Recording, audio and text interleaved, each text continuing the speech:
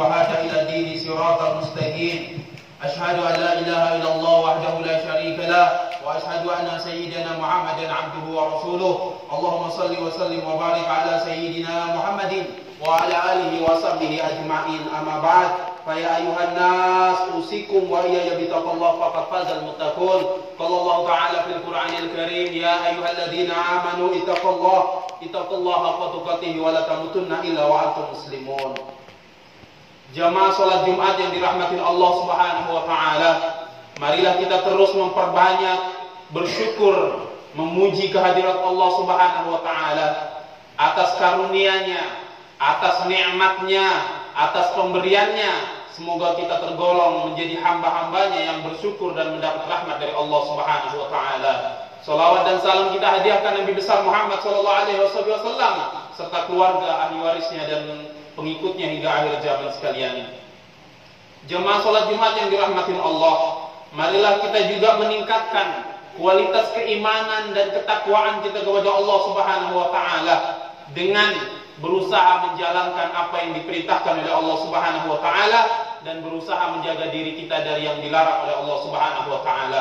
Allah Subhanahu wa taala menegaskan dalam Al-Qur'an surat Al-Hujurat ayat 14, Inna akramakum indallahi atqakum. Sesungguhnya orang yang paling mulia ialah orang yang paling bertakwa di sisi kalian. Al-Hujurat ayat 14. Jamaah yang dirahmati Allah Subhanahu wa taala, beberapa hari ini ataupun bulan ini, tepatnya tanggal 12 Rabiul Awal, kita bersama-sama memperingati hari kelahiran Nabi besar Muhammad sallallahu alaihi wasallam.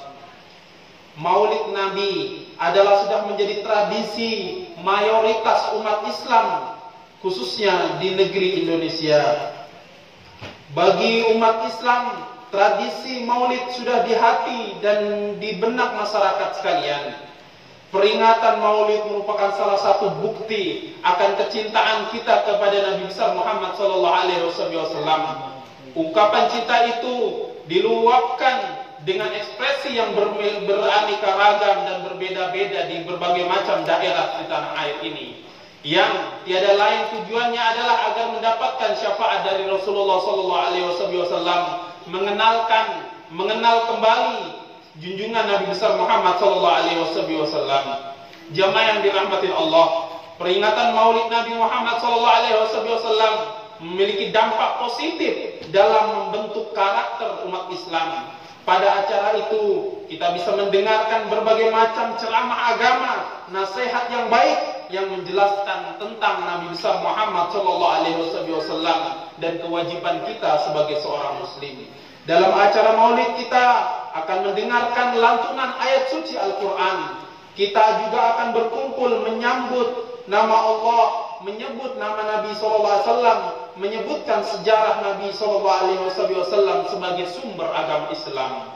Kita juga akan saling membantu, saling berbagi, bersedekah, menyumbang atas nama Nabi besar Muhammad SAW dan mengharapkan rahmat dari Allah Subhanahu wa taala. Kita akan menjalin silaturahmi. Mungkin karena kesibukan kita membuat kita jarang bertemu, dan masih banyak lagi dampak positif lainnya. Dengan ada Maulid ini kita berkumpul mengharapkan ridha Allah Subhanahu wa taala. Jamaah yang dirahmati Allah Subhanahu wa taala, meskipun kita mendapati ada beberapa hal yang perlu kita perbaiki dan kita kawal, kita jaga di acara Maulid, yaitu yang pertama, tidak boleh berkumpul antara laki-laki dan perempuan. Haruslah ada jarak, apalagi sampai bersalaman dengan yang bukan muhrimnya.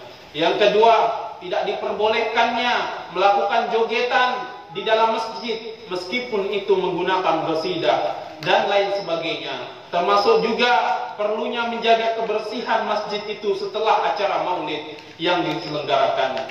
Jamaah yang dirahmati Allah Subhanahu wa taala, mungkin saja bayangan Nabi besar Muhammad SAW sudah terlupakan dalam benak lantaran kesibukan dunia. Dan bisa jadi sebagai seorang muslim kita sudah lupa bagaimana akhlak mulia Nabi besar Muhammad SAW. Maka dengan momentum Maulid Nabi SAW ini sangatlah tepat untuk menjadikan kita ingat kembali kepada Nabi besar Muhammad SAW dan mengingat perintah-perintah yang diberikan kepada kita sekalian. Allah Subhanahu wa taala menegaskan dalam Al-Qur'an surat Al-Ahzab ayat 21, "Laqad kana lakum fi Rasulillahi uswatun hasanah liman kana yarjullah wa yawmal akhir wa dzakarallaha katsira." Yang artinya sesungguhnya telah ada pada diri Rasulullah SAW suri tauladan, contoh yang baik bagi orang-orang yang mengharapkan rahmat dari Allah Subhanahu wa taala dan percaya akan hari akhirat. Jamaah yang dirahmati Allah Subhanahu wa taala, pujian yang baik ini datang langsung dari Allah Subhanahu wa taala. Allah juga memuji nabinya dengan menegaskan dalam Al-Qur'an ayat Al-Qalam ayat 4, "Wa innaka la'alaka khuluqul 'azim." Yang artinya sesungguhnya pada diri Nabi Muhammad SAW benar-benar memiliki budi pekerti yang agung dan mulia.